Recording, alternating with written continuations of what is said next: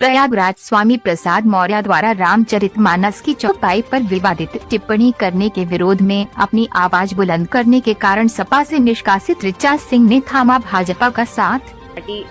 वो की सदस्यता को अपनाया और समाजवादी पार्टी को मैंने लगभग 1 साल पहले ही छोड़ दिया था। देखिए, पीडीए का मतलब सिर्फ परिवार देखो अपना तक सीमित हो गया है और ये बात पीडीए की करते हैं, लेकिन जब उसको धरातल पर लाने की बात होती है तो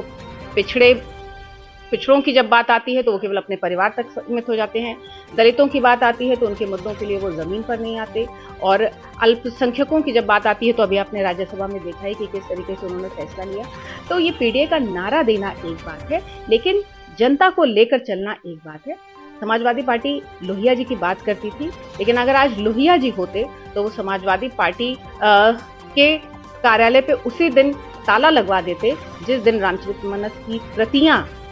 खुलेआम सड़कों पर लखनऊ में जलाई गई थी, क्योंकि लोहिया जी जो कि समाजवाद की पुरोधा थे, उन्होंने रामायण मेले की बात की, उन्होंने रामकृष्ण शिव में इस देश की आत्मा को देखा। लेकिन उसी रामकृष्ण शिव की जब बात आती है तो समाजवादी पार्टी अपना स्टैंड नहीं क्लियर कर पाती। आपको अयोध्या में राम मंदिर पे भी आपका स्टैंड क्लियर नहीं है, आप काशी पे भी क्लियर नहीं है, आप मथुरा की जब बात आती है तो उस पर भी क्लियर नहीं है। और जब देश की विकास की बात आती है, आप बीमारू राज्य के रूप में उत्तर प्रदेश को छोड़कर गए थे, लेकिन आज उत्तर प्रदेश देश की जीडीपी में अपना दूसरा स्थान रखता है। तो इन चीजों को देखते हुए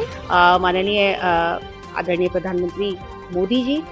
माननीय मुख्यमंत्री योगी जी की नीतियों से और विकास और विरासत के सामंजस्य को लेकर चलने की भावना से और परिवार